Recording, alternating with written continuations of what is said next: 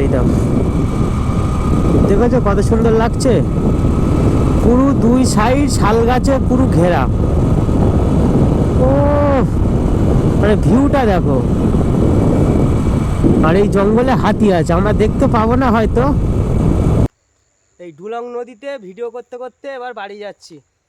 ডুলং নদীটা দেখো কত সুন্দর লাগছে, ভিউ দেখছো ডুলং নদী। ঝাড়গ্রামে যত ঢুকছি তত কিন্তু জঙ্গলের পরিমাণ কিন্তু বেড়ে যাচ্ছে। জঙ্গলটা এখানে বেশি পরিমাণে আছে। শুনেছি ঝাড়গ্রাম নাকি বেশি জঙ্গল এরিয়া। কনক দুর্গা টেম্পল, বুঝতে পারছেন কত সুন্দর। এর অনেক কথা কথিত আছে। হ্যালো, গুড মর্নিং সবাইকে, নতুন একটা ভিডিওতে সবাইকে স্বাগত। আজকে আবার একটা নতুন রাইডে চলেছি ঝাড়গ্রামের উদ্দেশ্যে। সায়েন্স সিটি মা ফ্লাইওভার ব্রিজের উপর দিয়ে যাচ্ছি। পাশে আইটিসি রয়্যাল বেঙ্গলের পাশ দিয়ে চলেছি। রাতে মা ফ্লাইওভার ব্রিজের সৌন্দর্যটা দেখো কত সুন্দর লাগছে। পাশে হলো মেট্রো রেল, দারুণ লাগছে। কলকাতার সব থেকে বড় ওভার ব্রিজ হলো, দীর্ঘতম ওভার ব্রিজ হলো মা ফ্লাইওভার ব্রিজ।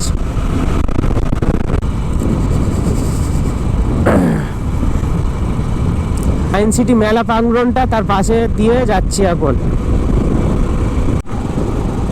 এই পার্ক সার্কাস এই নিচ দিয়ে চলে গেছে, পার্ক সার্কাস শিয়ালদা। এই মা ফ্লাইওভার ব্রিজ শেষ করলাম। আমাদের ডান হাতে হলো ভিক্টোরিয়া মেমোরিয়াল স্মৃতিসৌধ, এই যে ভিক্টোরিয়ার এই গেট। আর এদিকে এসএসকেএম হসপিটাল। লাইফের ফার্স্ট টাইম নিজের বাইক নিয়ে এই হুগলি সেতু পার হচ্ছি।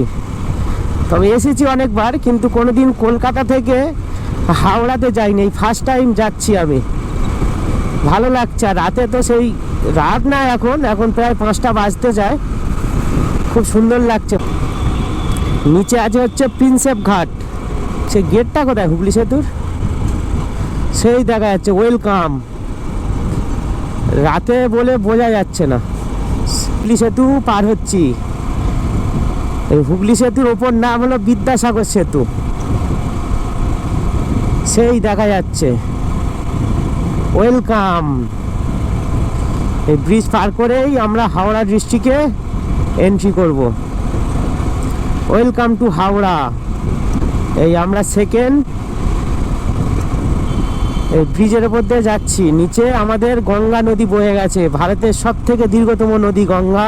এই যে আমাদের হুগলি সেতু পার করে প্রথম টোল গেট, কিন্তু আমাদের টোল তো দিতে হবে না, এই পাশ দিয়ে বেরিয়ে যাচ্ছি।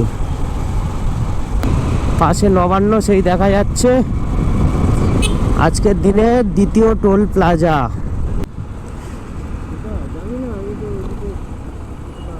ধুলাগড়, এটা হচ্ছে ধুলাগড় টোল প্লাজা, ওপরে লেখা দেখলাম। দেখতে দেখতে কোলাঘাট চলে আসলাম। ওপারে দেখো সেই রেল লাইন যাচ্ছে, সেই ওই দিক থেকে রেল লাইন যাচ্ছে। আর আমরা এখন কোলাঘাটের ওপর, কোলাঘাটে যাইনি, এই ব্রিজটা ক্রস করলেই কোলাঘাট। এটা রূপনারায়ণ নদী ক্রস করে বেরিয়ে যাচ্ছি। অনেকটা চওড়া আছে, মানে এপারটা হলো হাওড়া, ওপারটা মেদিনীপুর। শেষে আমরা কোলাঘাট চলে আসলাম। দেখি কোনো একটা হোটেল থেকে খাবো, সেই ওপারে শেরি পাঞ্জাবি হোটেল। কোথায় দাঁড়াবো গো সব? এই বাঁদিকে যে রাস্তাটা চলে যাচ্ছে এটা দীঘা। দীঘা এখান থেকে মাত্র 96 কিলোমিটার। ওই তো দীঘার বোর্ড দেওয়া আছে, দীঘা হলদিয়া খড়গপুর, সোজা এই রাস্তাটাই দীঘা চলে গেছে। আমরা এখন NH-16 ধরে যাচ্ছি, এটা কোনা এক্সপ্রেসওয়ে, সোজা চেন্নাই ভুবনেশ্বর হয়ে চলে যাওয়া যাবে।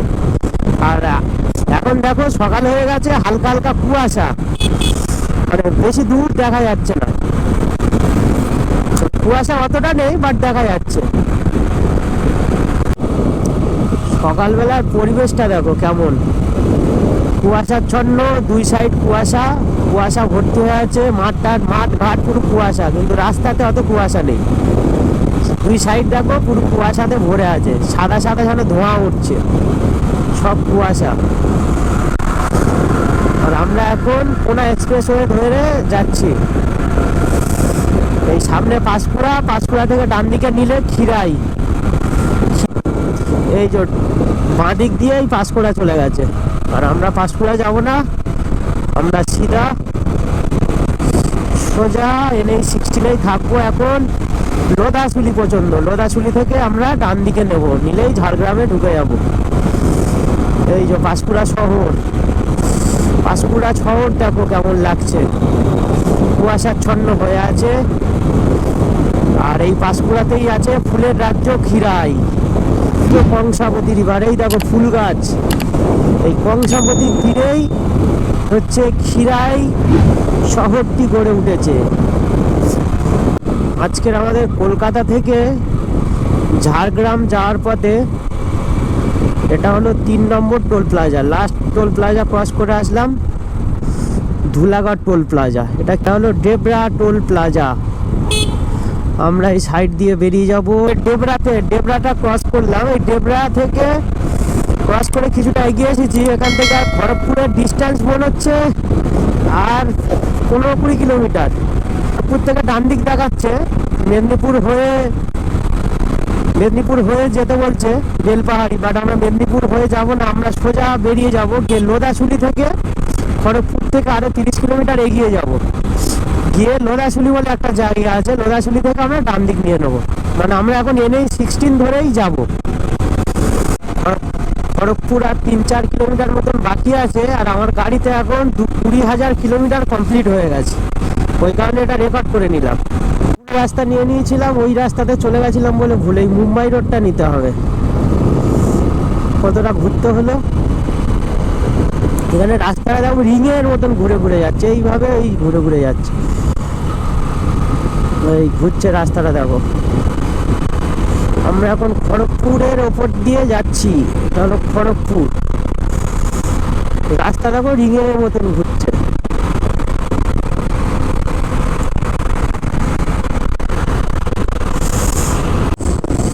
এখন খড়গপুরের মধ্যে দিয়ে যাচ্ছি, পশ্চিম মেদিনীপুরের খড়গপুর শহরের মধ্যে দিয়ে। খড়গপুরে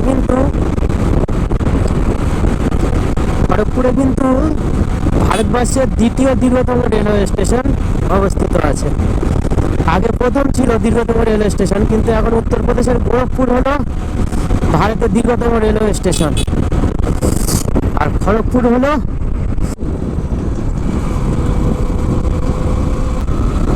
এই ডান দিকে মেদিনীপুর আর এদিকটা খড়গপুর। আর আমরা এখান থেকে সোজা হয়ে বেরোবো। সামনে কত বড় কারখানা দেখো, কি কারখানা জানি না, বাট কারখানাটা অনেক বড় এরিয়া নিয়ে অবস্থিত, অনেক বড় এরিয়া নিয়ে কারখানা। মানে সাদা ধোঁয়া বেরোচ্ছে, ওই যে সামনে ধোঁয়া, বিশাল বড় কারখানা। খড়গপুরেই অবস্থিত কারখানাটা। এদিকে যত যাচ্ছি, এটা এখন আমরা পশ্চিম মেদিনীপুরের মধ্যে দিয়ে যাচ্ছি, মাটি লাল লাল লাগছে, বুঝতে পারছো কিনা জানি না ক্যামেরাতে। আর এদিকে এগুলো মনে হচ্ছে যত সম্ভব শাল গাছ, জঙ্গল মতন লাগছে। কলাইকুন্ডা, পাথারি, বহরা গোড়া, ওপর থেকে আবার রেল লাইন গেছে। মানে এখানে রেল লাইন জালের মতন ছড়িয়ে ছিটিয়ে আছে চারধারে। এই জায়গাটা ট্রেন দাঁড়িয়ে আছে, কত লম্বা মাল ট্রেন, বাপরে বাপ। আর এই যে সামনে দেখো শাল গাছের জঙ্গল। এই জায়গাটার নাম হলো খোমাশুলি রেলওয়ে স্টেশন। রাস্তার দু সাইডে দেখো শুধু শাল গাছের জঙ্গল, দুই সাইডেই ঘন জঙ্গল হয়ে আছে। দেখো এই সাইডটা বেশি, ওই সাইডটা কম, মানে আমার বাঁ দিকে জঙ্গলটা বেশি, ডান দিকটা কম। দেখো শুধু শাল গাছের জঙ্গল। আমরা এখন NH-49 এর ওপর দিয়ে যাচ্ছি। ওখান থেকে নাগপুর দেখাচ্ছে 949 কিলোমিটার। দেখো এই ঝাড়গ্রাম ঢোকার আগে এই মনে হচ্ছে আমাদের লাস্ট টোল গেট পড়লো। এখান থেকে আটকানো আছে। ও বাবা, এই বাইরে দিয়ে যেতে হচ্ছে। এই লোদাছুলি থেকে আমরা ডান দিকে নিয়ে নেবো। মোটামুটি ওখানে লেখা দেখিয়ে নিয়েছি ওয়েলকাম টু ঝাড়গ্রাম, তার মানে আমরা ঝাড়গ্রামে এন্ট্রি করে গেছি। ওই ওপর দিয়ে মুম্বাই কলকাতা হাইওয়ে চলে যাচ্ছে, আর আমরা পাশ দিয়ে ঝাড়গ্রামের দিকে চলে যাচ্ছি। ওই ব্রিজের তলা দিয়ে ডান দিকে নিয়ে নেবো। করার জায়গাটা দেখো, দারুণ জায়গা, পুরো একদম ঝাড়গ্রামে যাওয়ার রাস্তার একদম পাশে। চেয়ার পাতা আছে পাশে, এই যে ফুল গাছ লাগানো আছে, এখানে টেবিল বসানো আছে। আমাদের সকালবেলার ব্রেকফাস্ট দেখেছো, ঘুগনি মুড়ি শাল পাতার থালায় করে দিয়ে দিয়েছে।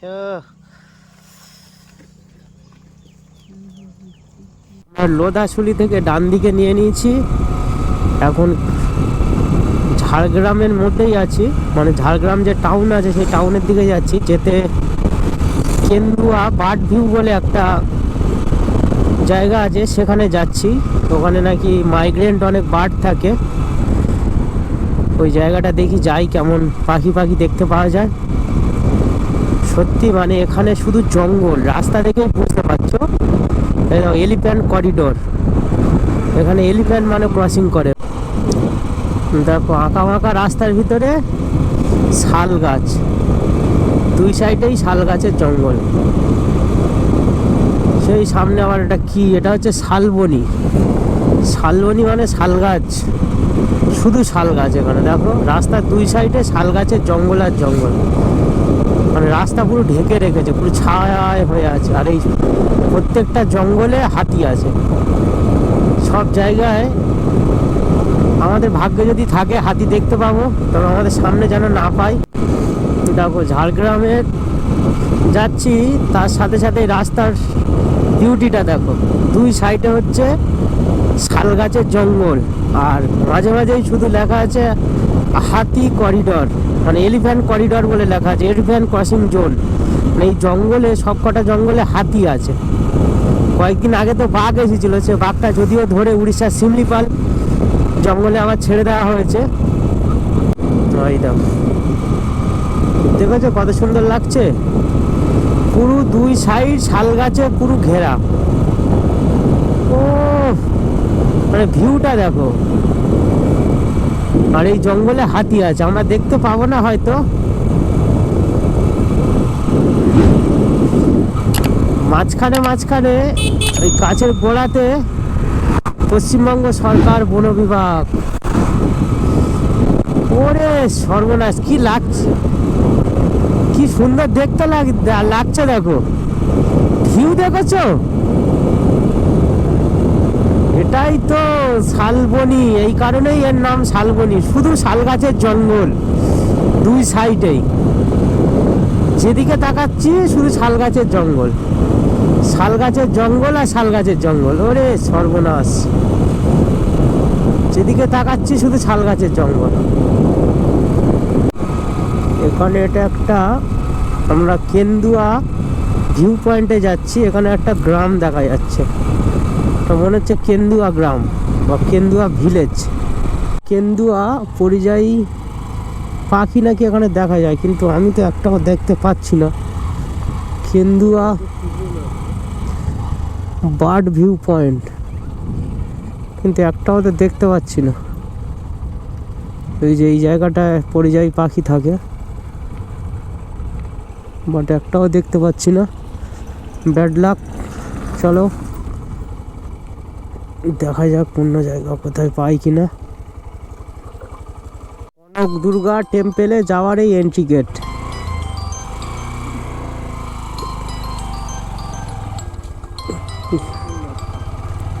কনক দুর্গা যাওয়ার এই এন্ট্রি গেট, আমরা কনক দুর্গা যাওয়ার এন্ট্রি গেটে এন্ট্রি করে গেছি,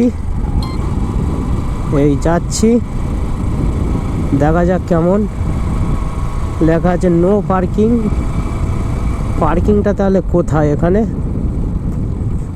প্লাস্টিক মুক্ত, মানে কি যাওয়া যাবে কনক দুর্গা টেম্পেল। আমরা পার্কিংটা করবো এই যে ঝাড়গ্রামের কনক দুর্গা টেম্পেল। এন্ট্রি গেটে চলে এসেছি,